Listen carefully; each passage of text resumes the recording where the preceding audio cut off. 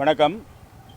இன்றைக்கி மதுரை உயர்நீதிமன்றத்தினுடைய மதுரை கிளையில் கோர்ட் அவமதிப்பு வழக்கு, திருப்பரங்குன்றம் அந்த 1ஆம் தேதி தீர்ப்பினுடைய நடைமுறைப்படுத்தாதனுடைய அவமதிப்பு வழக்கு வந்திருந்தது. ஏற்கனவே 2-3 தடவை நீதிமன்றம் வாய்தா கொடுத்து இன்றைக்கு மாவட்ட ஆட்சியர், ஆணையர், இணை ஆணையர், அதே மாதிரி கோவிலினுடைய எக்ஸிக்யூட்டிவ் ஆஃபீஸர் இவர்கள் எல்லாருமே கூட வர வேண்டும் என்று சொல்லியிருந்தாங்க. அதனுடைய அடிப்படையில் மாவட்ட ஆட்சியர் உட்பட பாக்கி இருக்கக்கூடிய மொத்தம் 4 பேர்களும் அவங்களுடைய பிரமாண பத்திரத்தை தாக்கல் செய்தாங்க. அந்த பிரமாண பத்திரமானது வாசிக்கப்பட்டது. சீனியர் கவுன்சில் அவங்களுடைய சீனியர் கவுன்சில் வாசித்தாங்க. அதில் 2 விஷயம் உண்மைக்கு புறம்பான விஷயத்தை சொல்லியிருக்காங்க. நீதிமன்றம் அதை எந்த விஷயங்கள் என்று கருத்தில் கொள்ளும். அங்கே ஒரு மிகப்பெரிய மக்கள் கூட்டம் திரண்டது. அங்கே ஒரு சட்டம் ஒழுங்கு பிரச்சனை உருவாச்சு. குறிப்பாக இந்து முன்னணிய பேரை பயன்படுத்தி ஒரு அவதூறு செய்வது போல ஒரு வார்த்தைகளும் அதில் பயன்படுத்து. அங்கே இந்து ஃப்ரண்ட் உட்பட சில அமைப்புகள்லாம் சேர்ந்து கொண்டு அங்கே ஒரு மிகப்பெரிய நெருக்கடியை ஏற்படுத்தினார்கள் அப்படியெல்லாம் சொல்லியிருக்காங்க. உண்மையிலேயே அங்கே இருக்கக்கூடிய 16 கால் மண்டபத்தை இங்கே இருக்கக்கூடிய அறிவார்ந்த பத்திரிகையாளர்கள் எல்லாருக்குமே தெரியும். அந்த மலைக்கு போகக்கூடிய அடிவாரத்தினுடைய அருகாமையில் கூட போகலை. 16 கால் மண்டபத்துக்கிட்டையும் அதே மாதிரி அந்த அடிவாரத்தில் இருக்கக்கூடிய பழனி ஆண்டவர் கோவில் அதிலிருந்து அதுக்கு வெளியில் இருக்கக்கூடிய ரோடு அதுக்கு அந்த பக்கம் அங்கேருந்து தான் 2 பக்கமே மக்கள் பக்தர்கள் திரண்டிருந்தாங்களே தவிர்த்து 16 கால் மண்டபத்துக்கிட்ட இருந்து மிகப்பெரிய நாமாவளி இந்த மாதிரி எல்லாம் பாட்டு பாடி பஜனை பாடிட்டு இருந்தாங்க. தீபத்தை கீழே இருந்து தரிசனம் பண்ணணும் அப்படிங்கிறதா நோக்கமே தவிர்த்து. ஏன்னா அரசாங்கம் ஆரம்ப கட்டத்திலிருந்து அரசாங்கம் அங்கே இருக்கக்கூடிய கோவிலுடைய தரப்பு அவர்கள் விளக்கேற்றணும்னு தான் நாம் சொன்னோம். நாங்கள் போய் ஏற்றணும்னு சொல்லவே இல்லை. எங்களுடைய பிரேயரே என்னவா இருந்தது, எங்களுடைய வேண்டுதலே என்னவா இருந்தது, நீங்கள் ஏற்றணும் அப்படி சொல்லிட்டு தான் 6:15 மணி வரைக்கும் அங்கே எல்லாருமே காத்திருந்தோம். 6:15க்கு பிறகு நீதிமன்றம் இங்கே சிஐஎஸ்எஃப் பாதுகாப்போட மீண்டும் 2வது உத்தரவு போட்ட பிறகு அந்த சமயத்தில் தான் 10 பேரை அழைச்சிட்டு போகணும்னு சொல்லிட்டு மாண்பமை நீதிமன்றம் சொன்ன பிறகு தான் நம்ம பக்கத்தில் போனோம். ஆனால் இவங்க ஒரு மிகப்பெரிய ஒரு நாவல் போன்ற ஒரு கதையை கட்டுக்கதையை இது பண்ணி அதில் அஃபிடவிட்டாக மாற்றி இங்கே மக்கள் திரண்டாங்க. ஒரு பெரிய இதுவாக இருந்துச்சு. ஆகையினால எங்களுக்கு வேண்டுமென்றே திட்டமிட்டு நீதிமன்றத்தினுடைய அந்த உத்தரவை அவமதிக்கணுங்கிற நோக்கமெல்லாம் கிடையாது. நாங்கள் அந்த சட்டம் ஒழுங்கை காக்க வேண்டும் என்று சொல்லி எங்களுக்கு அதிகாரிகள் தரப்புலேருந்தும் அந்த ரெவென்யூ தரப்புலேருந்தும் தகவல்கள்லாம் வந்ததுனால தான் நாம் ஒரு டிஸ்ட்ரிக்ட் மேஜிஸ்ட்ரேட்டாக நாம் அதை செயல்படுத்த வேண்டிய சூழ்நிலை இருந்தது அப்படி சொல்லிட்டு இவர் அஃபிடவிட் கொடுத்தாங்க. தொடர்ச்சியாக வெவ்வேறு விஷயங்கள் வாதங்கள் இன்றைக்கி கோர்ட்டில் வந்தது. மாண்புமிகு நீதியரசர் ஐயா சுவாமிநாதன் அவர்கள் சில விஷயங்களை கேட்டுக்கொண்டாங்க.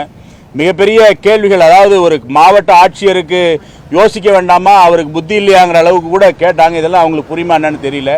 ஏன்னா அவர்களெலாம் மெழுகப்பட்டு ஒரே மாதிரியான ஒரு அரசாங்கம் என்ன சொல்லுதோ அதை கையில் எடுத்துக்கொண்டு செல்லக்கூடிய வகையில் செயல்பட்டு கொண்டு இருக்கக்கூடிய அதிகாரியாக செயல்பட்டு கொண்டிருக்காங்க. மீண்டும் கூடுதலாக பிரமாண பத்திரம் அஃபிடவிட் தாக்கல் செய்கிறேன்னு சொன்னதுனால வரக்கூடிய மார்ச் மாதம் 2ஆம் தேதி அந்த அன்னைக்கு மீண்டும் கால அவகாசம் கொடுத்து மீண்டும் கோர்ட்டில் ஆஜராகணும்னு சொல்லியிருக்காங்க இன்றைக்கி நீதியரசர் அவர்கள். இதில் ஒரு 2-3 விஷயம் நாம் அவர் சொல்கிறபோது, இந்த மேல்முறையீடு அரசாங்கம் செய்யுதுன்னா அதை ஏற்றுக்கொள்ளத்தக்கதாக இருக்குது. ஆனால் கோயிலுடைய நிர்வாகம் மேல்முறையீடு செய்கிறதெல்லாம் எவ்வளோ இதுவாக இருக்குது அப்படிங்கிற ஒரு கேள்வியை முன் வச்சார். அதே போல் இந்த 2 நீதியரசர்கள் அமர்ந்த அந்த அமர்வுலேயும் திருப்பரங்குன்றத்தில் கார்த்திகை மாதத்தில் தீபம் ஏற்ற வேண்டும் என்று தீர்ப்பாயிருக்கு. அப்போது ஒரு வார்த்தை சொல்கிறபோது நீதியரசர் அவர்கள் இந்த ஐயா சுவாமிநாதன் அவர்கள் சொல்கிறபோது சொன்னாங்க, நீங்கள் மேல்முறையீடு செய்யலை அப்படின்னு சொல்லிட்டு வேணால் இந்த கோர்ட் அவமதிப்பு நடவடிக்கையை நாங்கள் நிறுத்திடுறோம் அப்படிங்கிற மாதிரியாக சொன்னாங்க. ஆனால் உடனே அங்கேருந்து அரசு தரப்பிலிருந்து ஆஜரான அவருடைய தரப்பில் ஆஜரான வழக்கறிஞர்கள்லாம் ஒரு மழுப்பிலான பதில் சொன்னாங்க.